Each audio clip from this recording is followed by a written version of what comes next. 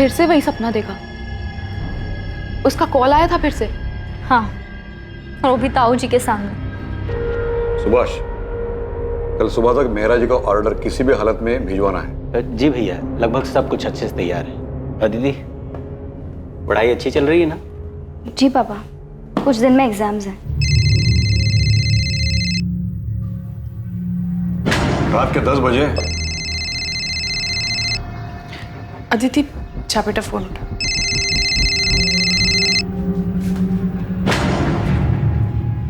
Hello hello. नहीं नहीं नहीं, कुछ नहीं चाहिए हमें। मैंने कितनी बार बोला है, और आप प्लीज इतनी रात को कॉल मत कीजिए। अदिति, 1 महीना हो गया है अब। हर बार नए नए लैंडलाइन नंबर से कॉल्स आ रही हैं। और कितने नंबर ब्लॉक करेगी यार तू? लेकिन सिया। लेकिन क्या अदिति, शक्ल देख अपनी, हवाइयाँ उड़ी हुई हैं, रात को चैन से सो तक नहीं पाती है। ऐसा कब तक चलेगा यार? किसी और से नहीं तो एटलीस्ट अपने पापा से तो शेयर कर। हाँ बिल्कुल, ताकि वो सीधा जाकर ताऊ जी को बता दे, और फिर मेरी पढ़ाई, कॉलेज सब बंद। तो ताई जी को ही बता देना। नहीं बता सकती यार सिया। ताई जी और पापा को कोई बात पता हो और वो ताऊ जी को जाकर ना बताएं, ऐसा हो ही नहीं सकता। घर पे एक सामान यहाँ से वहाँ नहीं होता उनकी मर्जी के बिना। तो समझ नहीं रही यार, ये कमीना कॉलर हो कौन सकता है? मैं बता रही हूँ अदिति, ये कॉलेज का ही कोई लड़का है। सॉरी। क्या यार प्रतीक, 4 आंखें दी उसके बाद भी देख के नहीं चल सकता? I am sorry Aditi. Siya, it's okay Pratik, चुप कर सिया। क्यों डांट रही थी बेचारे को? शेक्सपियर ने कहा है, we know what we are and know not what we may be. मतलब हम खुद को जानते तो हैं, मगर पहचानते नहीं।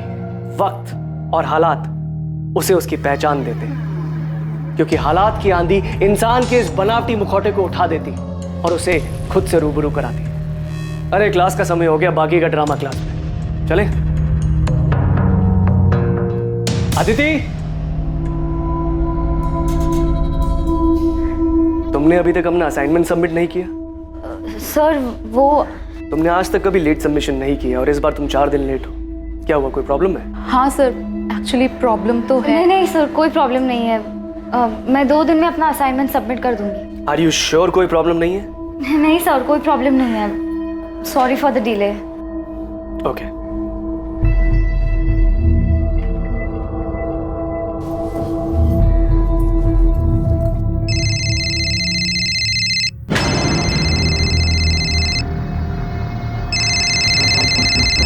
बेटा अदिति, फोन तो मेरा बजा, तुम क्यों चौंक गई?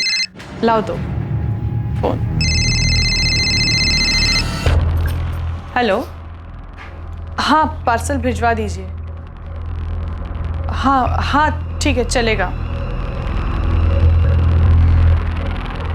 बेटा अदिति, तो ठीक है ना? हाँ ताई जी, मुझे क्या होना था? तेरे ताऊजी और मैंने तेरी माँ से प्रॉमिस किया था, उन्हें वचन दिया था कि हम तेरा ख्याल रखेंगे। मैं तेरे साथ हमेशा हूं। बस 3 साल पहले इस घर में जो गलती हुई थी वो तुम मत दोहराना। नहीं ताई जी, मैं ऐसा कुछ नहीं करूंगी।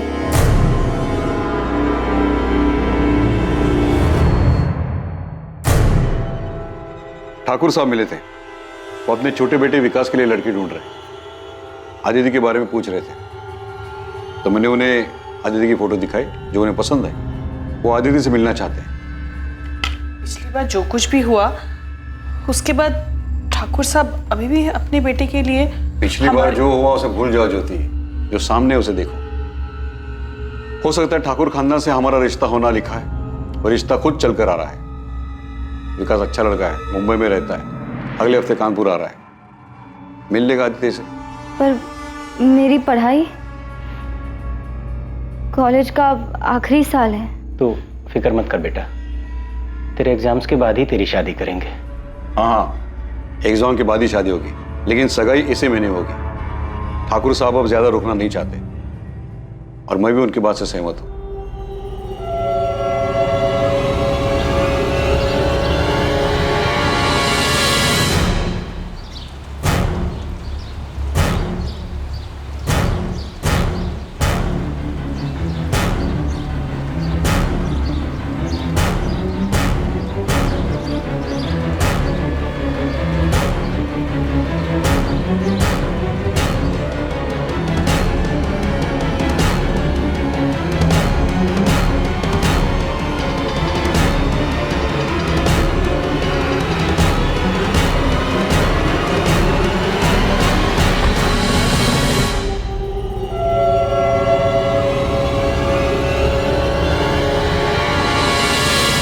तू जानती तो है ताऊ जी के साथ कोई बहस नहीं कर सकता।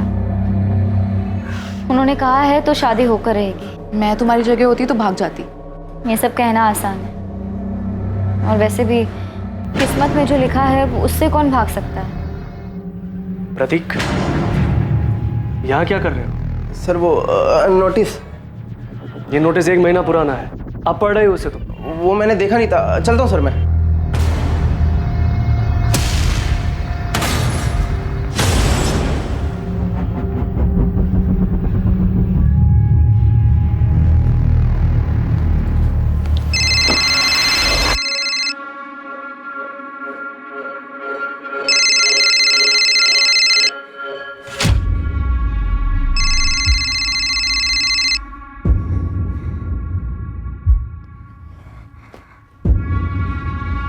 हेलो हेलो हेलो, कौन बोल रहा है? कुछ बोलते क्यों नहीं? क्यों परेशान कर रहे हो मुझे? अदिति, तुम सिर्फ मेरी हो। मैं तुम्हारी शादी किसी और से नहीं होने दे सकता। कौन हो तुम? Hello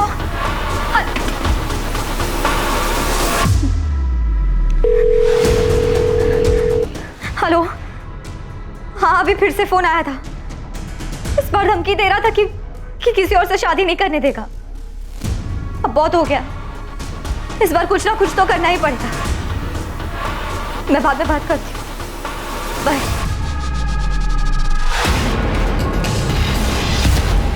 horror is the removal of mask, यानी कि अक्सर हर मुखौटे के पीछे की सच्चाई डरावनी होती है। और यह बात काफी हद तक सच है, क्योंकि ज्यादातर लोगों की असल शख्सियत, उनकी मंशा, उनके ऊपरी चेहरे एक मुखौटे के पीछे छिपे रहते हैं। प्लैंक कॉल्स करना, किसी का पीछा करना, गुमनाम संदेशे भेजना, ये सभी अलग अलग तरीके हैं किसी को परेशान करने के, जिनका इस्तेमाल सिर्फ कायर लोग करते हैं, क्योंकि वो सबके सामने अपना असल चेहरा दिखाने से डरते हैं। 22 वर्षीय अदिति रावत भी पिछले 1 महीने से ऐसी ही परेशानी से गुजर रही थी, और काफी दिनों तक नजरअंदाज करने के बाद उस दिन अदिति ने आखिरकार मदद मांगने का फैसला किया। क्या समय रहते अदिति को मदद मिल पाएगी, या फिर उसने मदद मांगने में बहुत देर कर दी?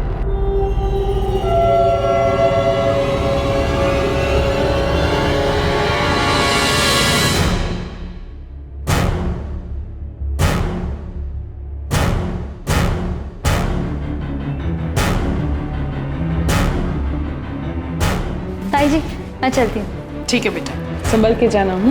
बाय। बाय।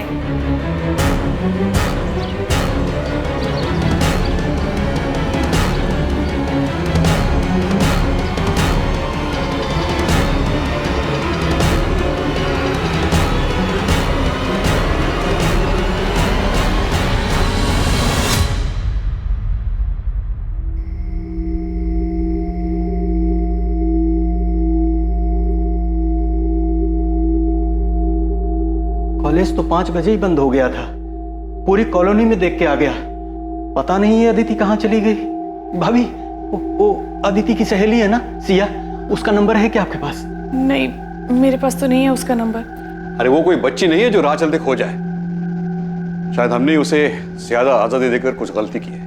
ये आप कैसी बातें कर रहे हैं? मैं अदिति को अच्छे से जानती हूँ, वो ऐसा कुछ भी नहीं करेगी। 3 साल पहले भी हम सब लोग यही कह रहे थे। आप कहाँ की बात कहाँ लेके जा रहे हैं? हमारी बच्ची गायब है, उसे ढूंढने के बजाय आप पुरानी बातें लेके बैठ गए। मुझे लगता है हमें पुलिस के पास जाना चाहिए। सुभाष, इतनी जल्दी में फैसला लेना ठीक नहीं है। सुबह तक रुकते, पुलिस के पास जाएंगे तो बात बढ़ेगी। पर भैया सुबह तक हम पता नहीं सर अदिति कहाँ है, और उसका फोन भी ऑफ जा रहा है। अगर तुम्हें मिले तो बोलना मैंने बुलाया है। उसने अभी भी अपना असाइनमेंट सबमिट नहीं किया है। किसी के साथ किसी तरह के झगड़े का सवाल ही नहीं है। हम तो गारमेंट मैन्युफैक्चरर है, सीधा साधा कारोबार है। आप लोगों के पास अदिति के किसी दोस्त का नंबर कैसे नहीं? कभी जरूरत ही नहीं पड़ी सर। दरअसल मेरी बेटी बहुत सीधी सादी है, उसके कोई खास दोस्त भी नहीं है। बस पढ़ाई करती रहती है, घर से कॉलेज, कॉलेज से घर, इसके अलावा कहीं आना जाना नहीं होता। पर इस बार कहीं तो गई है वो। वैसे वो कॉलेज कैसे आते जाती थी? मतलब खुद की गाड़ी थी? नहीं सर, ऑटो से आती जाती थी।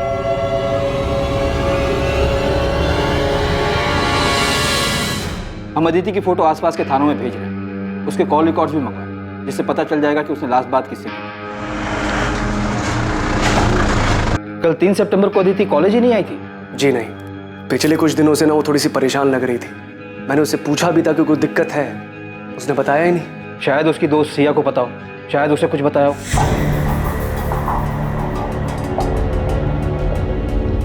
सिया, अदिति कल से मिसिंग है।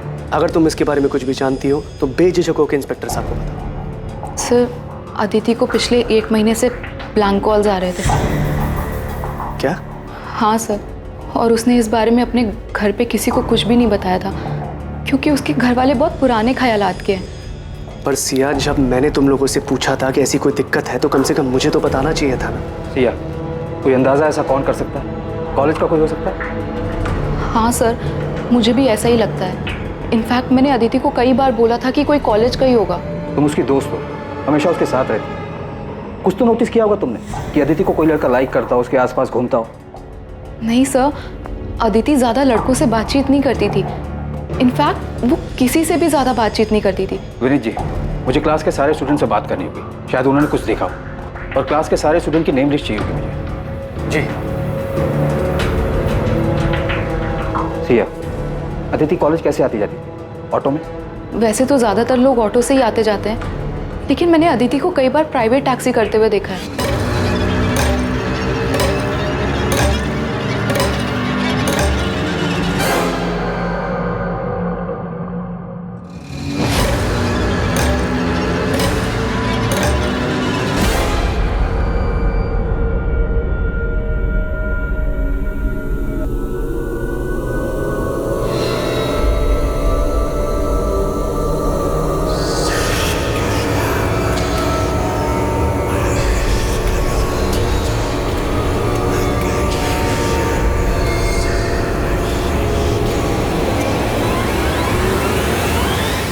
कोई उसे कॉल करके तंग कर रहा था तो उसे हमें बताना चाहिए था।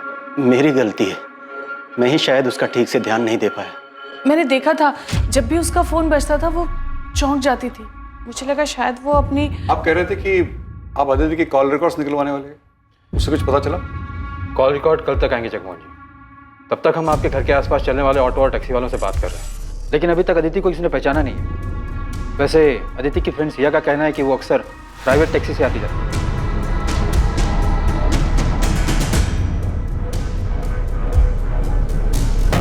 अब वो टैक्सी से जाए ऑटो से क्या फर्क पड़ता है? फर्क पड़ता है, और इस बात से भी फर्क पड़ता है कि आप लोगों को उसके दोस्तों के बारे में कुछ पता नहीं, और ये भी नहीं पता कि वो कॉलेज कैसे आती जाती है।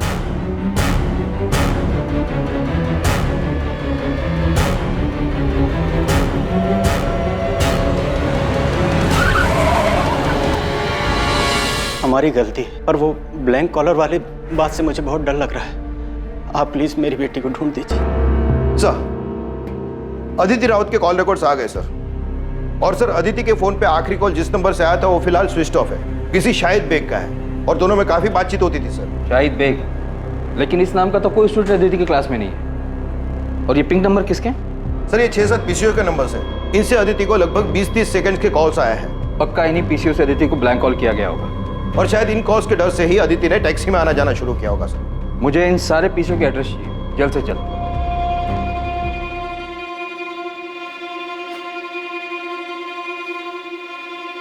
सुभाष, मैं जानता हूं तुम पर क्या बीत रही है। मेरा रवैया सख्त है, इसका यह मतलब नहीं कि अदिति की मुझे परवाह नहीं। और मेरी भी तो बच्ची है। गलती मेरी है भैया, मैं उसे समझ नहीं पाया। उसकी माँ की मौत के बाद मुझे उसका ज्यादा ख्याल रखना चाहिए। उसे बोलने तक का मौका नहीं दे। अगर ऐसा करते तो शायद वो उन ब्लैंक कॉल्स के बारे में बता देते। मैंने शायद उसे पहचानने में भूल कर दी, उस पर शक किया। मुझे लगा वो भी हमें धोखा देकर भाग गई, लेकिन मैं किसी भी हालत में उसे घर वापस लाकर ही रहूंगा। तब ये रोड का पीसीओ है। अब 4 घंटे पहले कौन आके गया मुझे याद नहीं है। हाँ साहब, सीसीटीवी लगवाया ना, आजकल क्या मालूम कब जरूरत पड़ जाए। ये तारीख है, इस टाइम के बीच के सारे सीसीटीवी फुटेज चाहिए मुझे सर। 6 पीसीओ में से सिर्फ 2 जगह सीसीटीवी है। और सर, एक पीसीओ से 21 अगस्त को कॉल आया था अदिति को रात को 11:15 बजे, और दूसरे पीसीओ से 31 अगस्त को कॉल आया था रात को 10:35 पर। आई होप हमें वो कॉलर दिख जाए।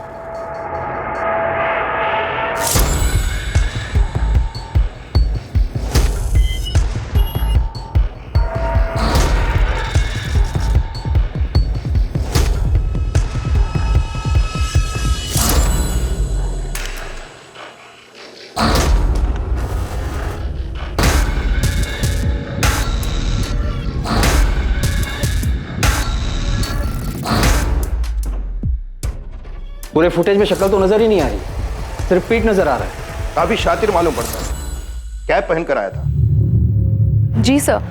हाँ सर, मैं अभी आती हूँ। ध्यान से देखना सिया, चेहरा नहीं दिख रहा है, पर शायद बॉडी लैंग्वेज से तुम पहचान जाओ।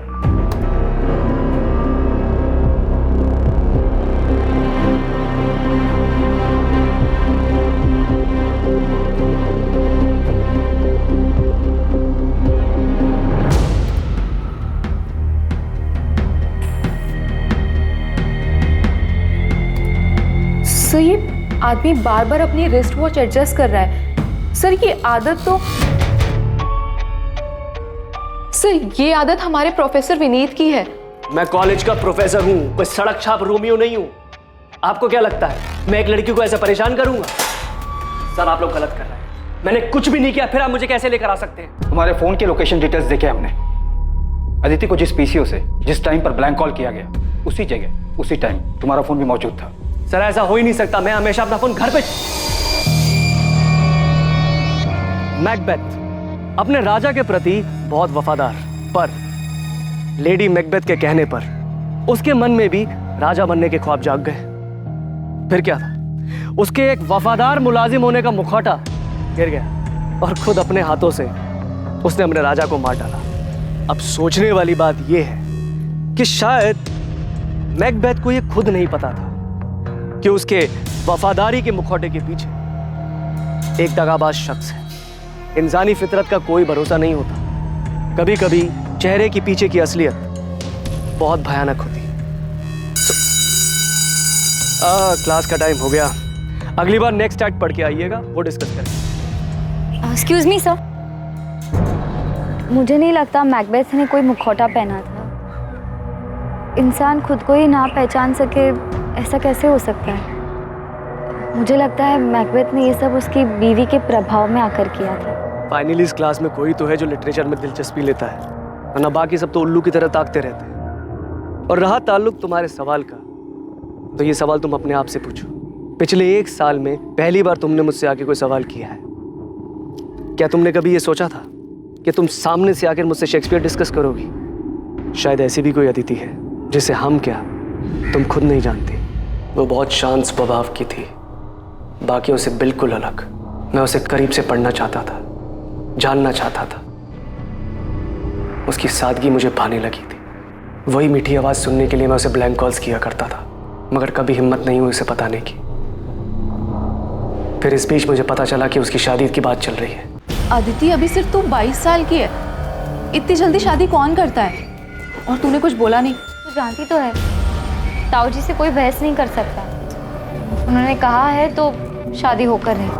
ये सुनकर मुझे बहुत गुस्सा आया। वो ऐसे कैसे किसी और के साथ शादी कर सकती थी? इसलिए उस दिन मैंने उसे कॉल करके पहली बार बात की। अदिति, तुम सिर्फ मेरी हो, मैं तुम्हारी शादी किसी और से नहीं होने दे सकता। तेरी लव स्टोरी में कोई इंटरेस्ट नहीं मुझे। ये बता अदिति कहाँ है? क्या किया तूने उसके साथ? सर मैंने उसके साथ में कुछ नहीं किया है। चुपचाप सच बता दे। अब लेक्चर खत्म, प्रैक्टिकल शुरू होगा, जिसमें सिर्फ सच बाहर आएगा। शंभू। जी सर। शुरू हो जा। किसी पे भरोसा ही नहीं कर सकते यार। I mean, प्रोफेसर विनीत जैसे पढ़े लिखे लोग ऐसी हरकत कर सकते हैं? हाँ, कौन असल में क्या है ये तो कोई नहीं बता सकता। बेचारी अदिति, एक तो पहले ही उसके घर में इतनी ज्यादा प्रॉब्लम थी, और अब ये ब्लैंक कॉल्स का चक्कर आके उसके सर पड़ गया। तुझे अंदाजा भी नहीं होगा यार कि उसके घर वाले हर बात को लेके कितनी रोक टोक करते थे। मैंने क्या किया पापा? जीन्स पहनने में क्या गलत है? बाकी लड़कियां भी तो पहनती हैं। दुनिया अगर गलत करे तो इसका मतलब ये नहीं है कि उनकी देखा देखी हम भी गलत करें। तो जानती है ना ताऊ जी को, उन्हें ये सब पसंद नहीं है। और आपको पापा? मैं जानती हूँ पापा, नाम सिर्फ ताऊ जी का आता है, पर आपकी सोच भी उनसे कुछ अलग नहीं है। ऐसी बात नहीं है बेटा, हम जिस समाज में रहते। पापा आप भी उन्हीं की तरह हैं, समाज की तरह, जो हर वक्त बस लड़कियों पर पाबंदियां लगाने के लिए और उन्हें हर बात के लिए जिम्मेदार ठहराने के लिए खड़े होते हैं। काश आज माँ जिंदा होती, वो ऐसा कभी नहीं होने देती। अदिति, सर अदिति को मैंने किडनैप नहीं किया है। ये आप मुझे कहाँ लेके जा रहे हैं? मैं कोई क्रिमिनल नहीं हूँ। कोर्ट में पेशी है तेरी, हमने अर्जी दाखिल की तुझे रिमांड पर लेने के लिए। अब देखते हैं तू सच कैसे नहीं बोलता। 10 दिन हमारे साथ जेल में रहेगा ना तो सब उगल देगा। सर एक बात बहुत अजीब है, अदिति रोज एक प्राइवेट टैक्सी में आया जाया करती थी, और यही नहीं, रोज वो टैक्सी एक ही होती थी।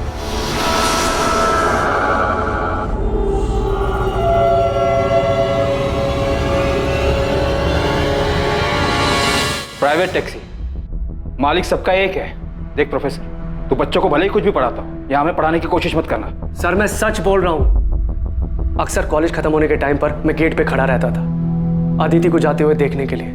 तब मैंने कई बार देखा वो व्हाइट कलर की प्राइवेट टैक्सी में ही जाया करती थी। शायद मेरा ध्यान हमेशा अदिति पर था, इसलिए इस बात पर कभी ध्यान नहीं गया। काफी झूठ बोल रहा है प्रोफेसर, कहानियां सुनाने में माहिर है सर। एक लीड मिली है, चेक तो करना पड़ेगा। 4 दिन हो गए, अभी तक अदिति अपने घर वापस नहीं लौटी। और वैसे भी प्रोफेसर विनीत के कॉल रिकॉर्ड साफ है। तुम खबरी आसिफ से बात करो, बोलो कि एक व्हाइट कलर की प्राइवेट टैक्सी है जिस पर मालिक सबका एक है लिखा हुआ, उसके बारे में पता करें। जी सर। आसिफ को बोलना कि कॉलेज के आसपास पता करें, टैक्सी रोज वहीं जाती है।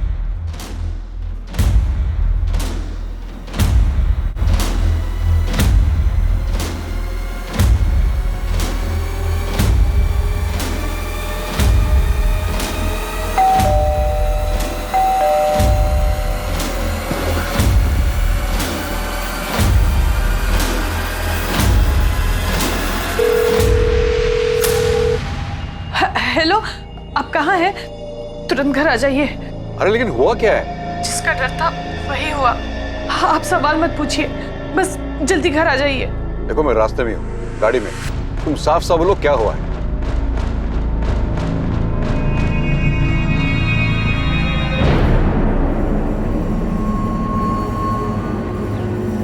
सर ये गंगा शंकर टैक्सी मालिक।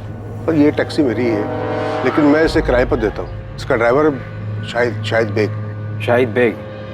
कहाँ मिलेगा ये शाहिद बेग? अब ये तो पता नहीं। 3 सितंबर को आया था यहाँ, टैक्सी की चाबी वापस कर रहे हैं हमेशा के लिए।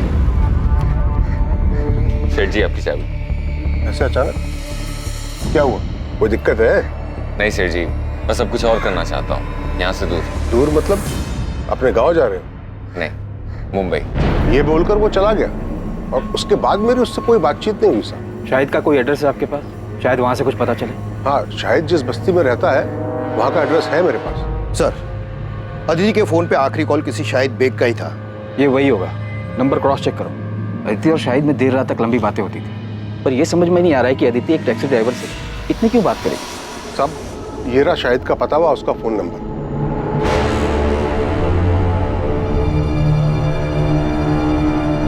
ये वही शाहिद बेग है। सर ये बालक यहीं शाहिद रहता था। 2 साल पहले उसने ये घर मुझसे किराए पे लिया था। आइए सर।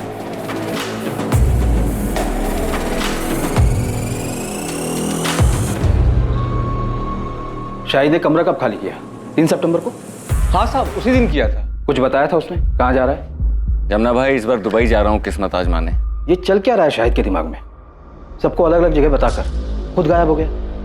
अदिति हमेशा शाहिद की टैक्सी से आती जाती थी और शाहिद ने अपनी टैक्सी 3 सितंबर को वापस की और उसी दिन से अदिति और शाहिद दोनों गायब हैं। ये महज इत्तेफाक तो नहीं हो सकता। सर यहाँ तो कुछ और ही खिचड़ी पक रही थी। ये शाहिद के पड़ोसन बता रहे थे कि शाहिद के घर पे किसी लड़की का रेगुलर आना जाना था। हाँ साहब, ये तो वही लड़की है जो शाहिद के घर पे आती थी।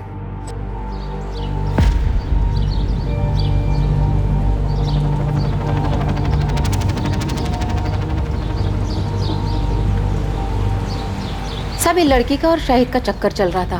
पर सब एक बात बोलूं, ये दोनों साथ में बहुत खुश दिखते थे और ये लड़की तो शाहिद को बहुत प्यार करती थी। सब खुशी खुशी उसके घर का सारा काम कर लिया करती थी।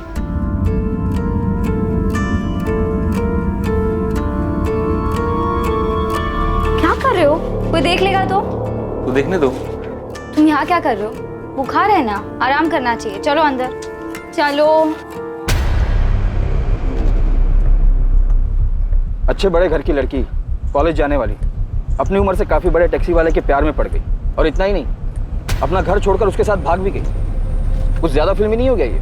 नहीं पीढ़ी है सर, फिल्मों से सीखते हैं इन लोग। और फिर इस अदिति के घर वाले तो काफी पुराने ख्यालात के हैं। शाहिद के कॉल रिकॉर्ड्स निकलवाओ, और ये सच भी हमें रावत फैमिली को बताना ही होगा। कॉल डिटेल से तो ये लगता है कि अदिति और शाहिद आपस में काफी लंबी लंबी बातें करते, और इतना ही नहीं, अदिति शाहिद के घर भी आ जाया करती। वहाँ के आस पड़ोस के लोगों ने अदिति को कई बार देखा है, इसलिए हमें यकीन है कि अदिति और शाहिद एक दूसरे से प्यार करते थे और इसलिए भाग गए। शाहिद के गांव रायबरेली का एड्रेस मिला है, हम वहां जाकर पता करने की कोशिश। रहने दीजिए, आपकी मदद का बहुत बहुत धन्यवाद। अब उन्हें ढूंढने की कोई जरूरत नहीं है। अदिति खुद हमसे रिश्ता तोड़कर चली गई है। आप तकलीफ मत उठाइए, इस केस को क्लोज कर दीजिए। एक बार अदिति हमें मिल जाए उसके बाद तो ये केस हम क्लोज ही कर देंगे। हम लोगों ने फैसला कर लिया है, हमें उनसे कोई वास्ता रखना नहीं है, और न ही इस केस। जब आप लोग खुद अदिति को नहीं ढूंढना चाहते तो ये केस हम क्लोज कर देंगे।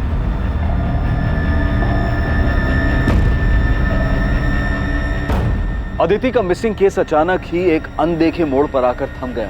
अदिति ने अपने घर वालों को छोड़ने का फैसला लिया, और बदले में उसके परिवार वालों ने अदिति के लिए भी वही फैसला लिया था, अदिति को छोड़ने। लेकिन सच इतना सरल नहीं था, और कुछ ही दिनों बाद सामने आने वाली एक दुर्घटना का कोई भी अंदाजा नहीं लगा सकता था।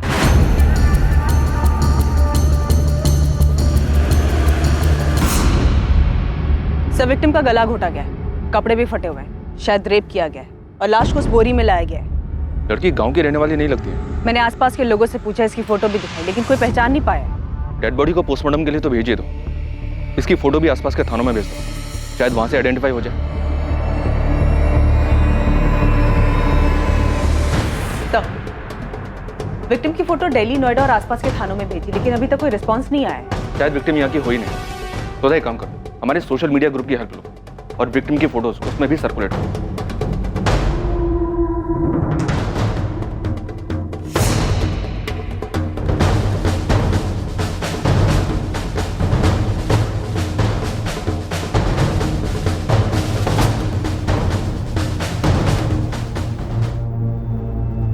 सोनाली, अरे कहाँ हो भाई? लेट हो रहा है यार, मुझे जल्दी लाओ। हाँ बस 5 मिनट, आपका टिफिन रेडी है।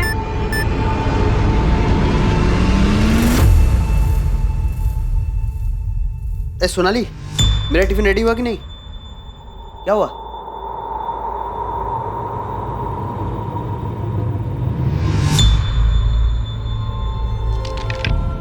डेथ गला दबाने की वजह से हुई है। रेप? विक्टिम सेक्सुअली एक्टिव थी। अंदरूनी जांच के बाद ऐसा लगता है कि रेप नहीं हुआ है, लेकिन हाँ, हाथ में और पीठ पे जिस तरीके के खरोच के निशान हैं, उससे लगता है शायद जबरदस्ती करने की कोशिश जरूर की गई थी। और जब कोशिश में वो कामयाब नहीं हो पाया तो गुस्से में आकर उसने इसे मार डाला। डॉक्टर, इसका मर्डर कब हुआ होगा? लगभग 24-25 घंटे पहले। 24-25 घंटे पहले, मतलब 11 सितंबर की रात को।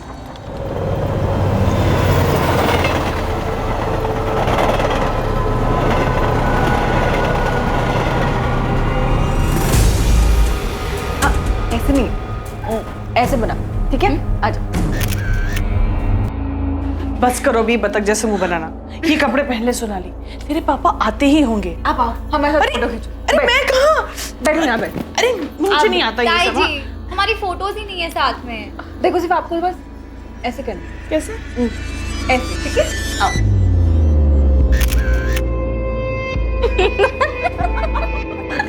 बहुत शैतान हो गया तुम। दीदी, अगली बार ना अब ताई जी के लिए भी ऐसी ड्रेस लेके आना। चुप बेशरम। आओ, एक और फोटो।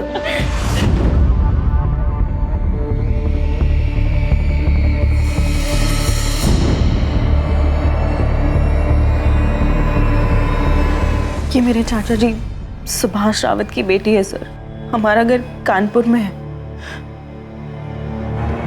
अदिति वहीं रहती थी। आपने अपनी फैमिली को इन्फॉर्म कर दिया? नहीं सर, हिम्मत नहीं उन्हें फोन करने की। पिछले 3 सालों से कोई बातचीत नहीं है हम लोगों के बीच में, क्योंकि मैंने भागकर भानु से शादी की थी। वो आखिरी बार था जब मैंने उसे देखा था। आप हमें अपना कानपुर का एड्रेस दे दीजिए और अपने घर वालों के फोन नंबर्स, हम इन्फॉर्म कर देंगे।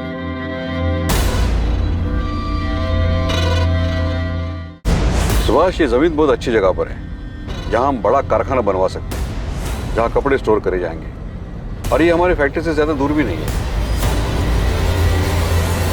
सुभाष, तुम्हारा ध्यान कहाँ है? भैया वो नहीं, वो बस दिल पर अच्छे बुरे का बोझ मत रखो। हमने कुछ गलत नहीं किया है। जो भी कुछ हुआ है उसके लिए अदिति खुद जिम्मेदार है। इसके बारे में बात करना भी फिजूल है। जो हुआ उसे भूल जाओ। सोनाली ने जो नंबर दिया था उस नंबर पर रिंग तो जा रही है पर कोई फोन उठा नहीं रहा है। असल मैंने कानपुर पुलिस स्टेशन के पीएसआई अजय माथुर जी से बात की। अदिति की मिसिंग कंप्लेंट वही हैंडल कर रहे थे। 4 सितंबर को मिसिंग कंप्लेंट फाइल की गई थी। हाँ, अदिति रावत, उसके मिसिंग कंप्लेंट की इन्वेस्टिगेशन मैंने ही की थी, अभी कुछ दिन पहले की बात है। हाँ, एक टैक्सी ड्राइवर था शाहिद बेग नाम का, अफेयर था दोनों का, उसी के साथ चली गई। हम उन दोनों को ढूंढने में आगे बढ़ ही रहे थे कि अदिति की फैमिली ने केस क्लोज करने के लिए बोल दिया। सुधा, तुम तुरंत कानपुर के लिए निकलो और अदिति की फैमिली से मिलो। तब तक हम यहाँ सोनाली से बात करके देखते हैं, शायद उसे शाहिद के बारे में कुछ पता हो। Okay sir. सर, ये अदिति और शाहिद की जोड़ी थोड़ी अजीब नहीं है? अदिति एक अमीर लड़की है, शाहिद एक टैक्सी ड्राइवर। सोचने वाली बात यह है कि इन दोनों का मेल हुआ कैसे? आखिर अदिति को शाहिद से प्यार कैसे हुआ? उन दोनों में आखिर क्या मेल हो सकता था? इंसान के मन मंशा की कोई वजह नहीं होती। इस प्रेम कहानी में भी कुछ ऐसा ही हुआ था।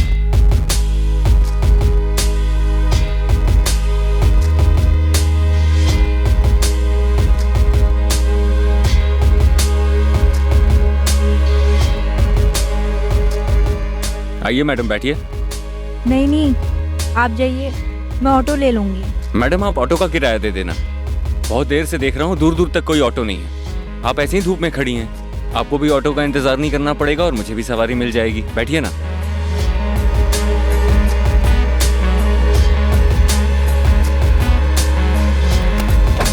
ये उनकी पहली मुलाकात थी। मतलब तुम अदिति के रेगुलर टच में थी? हाँ सर, अभी इसी साल हमारी बातचीत शुरू हुई थी। घर से भागने के बाद बड़ी हिम्मत करके मैंने उसे फ़ोन किया था। उसने घर पे किसी से नहीं बताया था कि हम लोगों के बीच में बात होती, क्योंकि मेरे पापा यानी अदिति के ताऊजी बहुत ज़्यादा स्ट्रिक्ट हैं सर, और कोई उनकी मर्जी के खिलाफ जाए ये उनको बिल्कुल पसंद नहीं था। सोनाली, तुमने लव मैरिज की थी, कोई गुनाह नहीं किया था। लेकिन सर, मेरी पापा की नज़रों में ये किसी गुनाह से कम नहीं है। अदिति एक पढ़े लिखे रईस परिवार से थी। ये समझ में नहीं आ रहा है कि वो एक टैक्सी वाले के प्यार में कैसे आ गई। सर, ये बात मुझे भी बहुत अजीब लगी थी। मैंने पूछा भी था उससे सर। दीदी, शाहिद भी अक्सर यही कहता है कि रूप की रानी सड़कों के राजा की लव स्टोरी है हमारी। मुझे यकीन है कि हमारा मिलना लिखा था। और रही बात मजहब जात पात के भेद की, तो मैं ऐसी ओछी बातों में विश्वास नहीं रखती। मैं जात पात की बात नहीं कर रही हूँ अदिति, मैं लोगों के पढ़े लिखे होने के नज़रिए, उनके इंटेलेक्चुअल लेवल की बात कर रही हूँ। तूने कहा था ना कि वो सिर्फ 5वीं क्लास तक पढ़ा है, तो उसे तो तेरी बात भी समझ नहीं आती होगी। तुम लोग बात क्या करते हो आपस में? बातें करने के लिए इंटेलेक्चुअल लेवल की नहीं, बस इंसान में थोड़ी सी दिलचस्पी दिखाना ही काफी होता है। कौन सी किताब पढ़ रही हैं मैडम जी? क्यों? इतने ध्यान से पढ़ रही हैं तो काफी अच्छी ही होगी। The tragedy of Othello with connections. अरे बाप रे, इतना बड़ा नाम! मैं तो ये नाम याद करने गया तो पूरा हफ्ता लग जाएगा।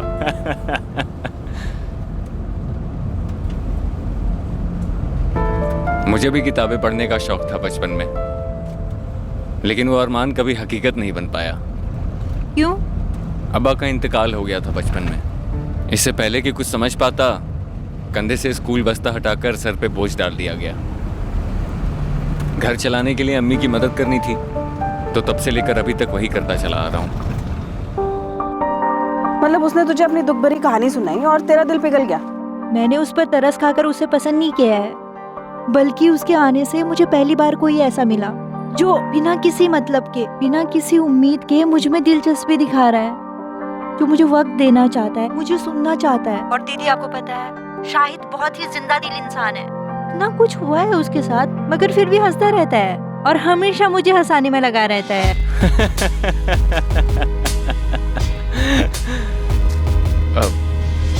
सॉरी मैडम, वो एक बात याद आ गई। वो मेरी पड़ोसन है ना, उसको जब बुखार होता है ना तो वो बहुत खुश हो जाती है। पता है क्यों? उसे लगता है वो बहुत हॉट लग रही है।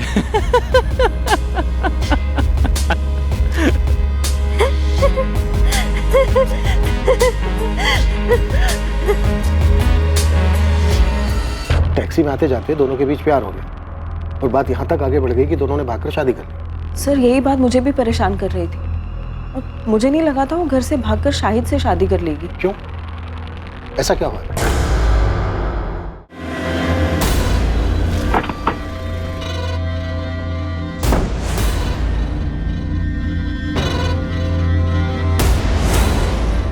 वो टैक्सी वाले शाहिद ने मेरी अदिति को मार दिया। इन्वेस्टिगेशन चल रही है सुभाष जी, लेकिन एक और पॉसिबिलिटी ये है कि शायद शाहिद को भी मार दिया गया होगा। लेकिन मुझे पूरा यकीन है कि उसी कमीने ने आदित्य को मारा होगा।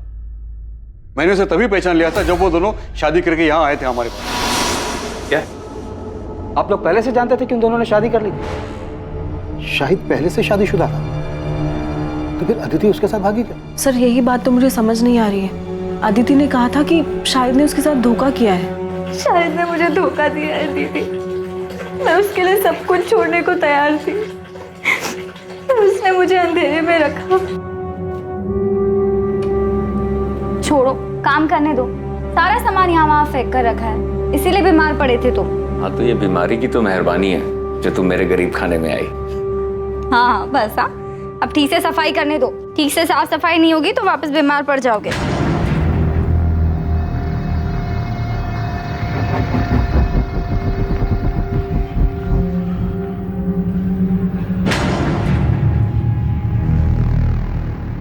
अदिति मेरी बात सुनो, जो तुम सोच रही हो ना वैसा बिल्कुल नहीं है। मुझे कुछ नहीं सुनना। मैंने पहली बार किसी पर भरोसा किया, दिल से सच्चा प्यार किया, और तुमने बदले में मुझे क्या दिया? तुमने मेरा भरोसा तोड़ दिया।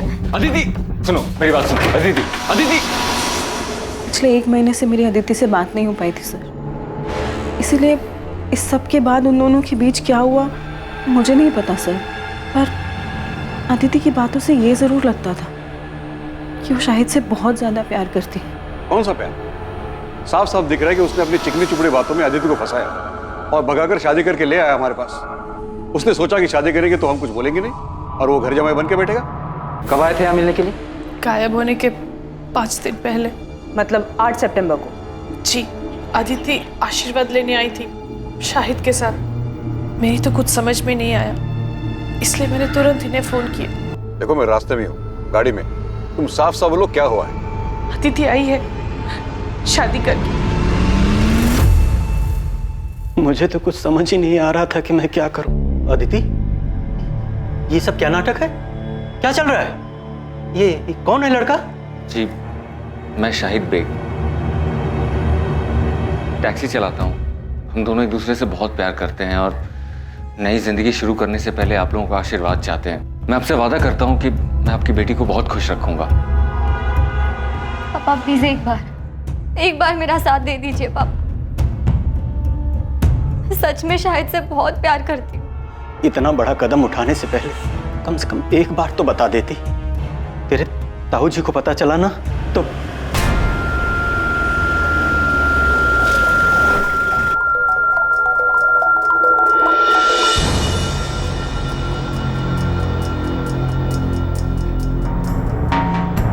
सुभाष, इनसे कह दे यहां से चले जाए। मैं कहता हूं चले जाओ यहां से। हम समझ लेंगे कि तू भी सोनाली की तरह मर गई है हमारे लिए। लेकिन याद रखना, जो लोग बुजुर्गों का दिल दुखा के खुशियां ढूंढते हैं ना, जिंदगी उन्हें कभी खुश नहीं रखती। आपने तो हमें कुछ नहीं बताया, सीधे कहा कि केस क्लोज कर दो। हाँ तो और क्या कहते हैं? लेकिन शाहिद और अदिति तो एक दूसरे से प्यार करते थे ना, तो फिर शाहिद अदिति को क्यों मारेगा? अदिति अपने साथ अपने सारे गहने और कुछ कैश लेकर भागी थी, जिसका पता हमें कुछ दिनों बाद चला। गहनों की कीमत ही लगभग 10-15 लाख होगी। शाहिद को सिर्फ पैसे से मतलब था। उसने 10-15 लाख का मुनाफा देखा और मार दिया अदिति को। अदिति के घर वालों को शाहिद पे शक है। देखने से तो ऐसे ही लगता है। शाहिद पहले से शादीशुदा था। अदिति ने शाहिद से शादी की जिद की होगी तो शाहिद को मजबूरन अदिति से शादी करनी पड़ी। लेकिन सुधा, हम ये नहीं जानते कि खुद शाहिद सही सलामत है भी या नहीं। ऐसा ना हो कि उसकी लाश भी कहीं जंगल में ही कहीं पड़ी हो सकता है कि अदिति के परिवार वालों ने दोनों को मरवा दिया। आपको ऐसा क्यों लगता है सर? ऐसा हमें नहीं, अदिति के ताऊ जगमोहन की सगी बेटी सोनाली को लगता है, क्योंकि उसके साथ भी कुछ ऐसा ही हुआ था। सर जब मैं और सोनाली घर से भागे थे तब इनके पापा ने हमारे पीछे गुंडे भी भिजवाए थे। गुंडे? यस सर, वो तो हमारी किस्मत अच्छी थी कि हम उनके हाथ में नहीं आए और हम शहर से बाहर भाग गए। सोनाली, तुम्हें सच में ऐसा लगता है कि तुम्हारे पापा अदिति को चोट पहुंचा सकते हैं? यकीन से तो नहीं कह सकती हूँ, लेकिन कल को अगर ऐसी कोई बात सामने आती है तो मुझे हैरानी नहीं होगी सर। और इतना बता सकती हूँ सर कि खानदान की इज्जत और खानदान के बच्चों के बीच अगर किसी दिन किसी मोड़ पे मेरे पापा को किसी एक चीज़ को चुनना होगा तो वो आँख बंद करके खानदान की इज्जत को ही चुनेंगे सर।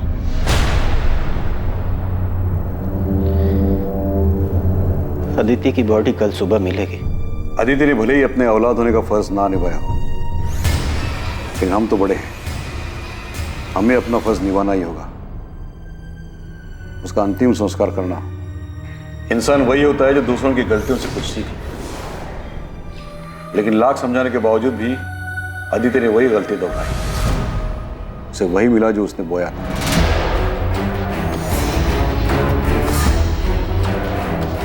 अब आप उसे क्यों कोस रहे हैं? वो तो जिंदा भी नहीं है। जिंदा नहीं है क्योंकि उसने परिवार और इज्जत को छोड़कर एक मक्कार का हाथ थामा था। शरीर की गलती थी, उसको सजा मिल गई, लेकिन आत्मा को मुक्ति मिलना बहुत जरूरी है। इसलिए उसका दाह संस्कार करके हमें अपना फर्ज निभाना है।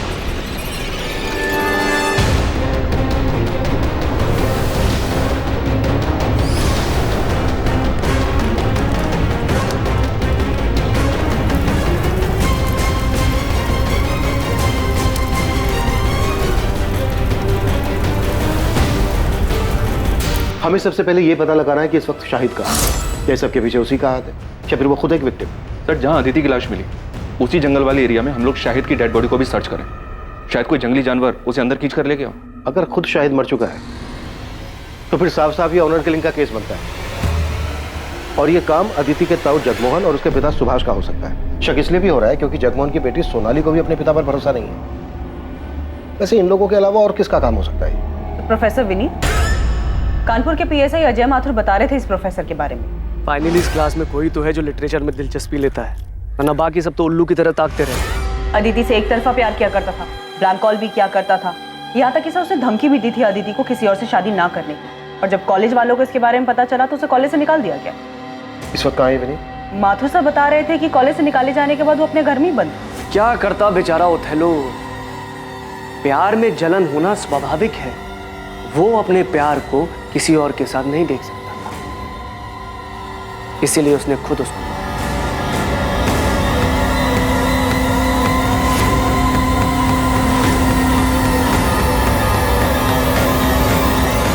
अदिति अपने इर्द गिर्द बंधी बेड़ियों को तोड़कर खुली हवा में सांस लेना चाहती थी। वो अपने मन मुताबिक अपने प्यार के साथ जिंदगी जीना चाहती थी, लेकिन किसी ने उसके सपने के साथ साथ उसे भी मार दिया था। प्यार के नाम पर अदिति की बलि चढ़ाई गई थी। अपनेपन का मुखौटा पहनकर किसी ने उसके साथ विश्वासघात किया था, धोखा किया था। लेकिन इस धोखे के पीछे आखिर था कौन? उसका अपना पति शाहिद, जिसके लिए उसने सब कुछ छोड़ दिया था, या फिर उसके अपने पिता और उसके ताऊ जी जिन्होंने उसे बचपन से बड़ा किया था, या फिर यह काम किसी और का था? कोई ऐसा जिसने अपनेपन और दोस्ती का मुखौटा पहनकर यह खेल इतनी अच्छी तरह से खेला कि अदिति को भी उसके भयानक इरादों की भनक तक नहीं लगी। इन सारे सवालों के जवाब लेकर हम हाजिर होंगे कल रात 10:30 बजे इस केस के दूसरे और आखिरी भाग में। जय हिंद।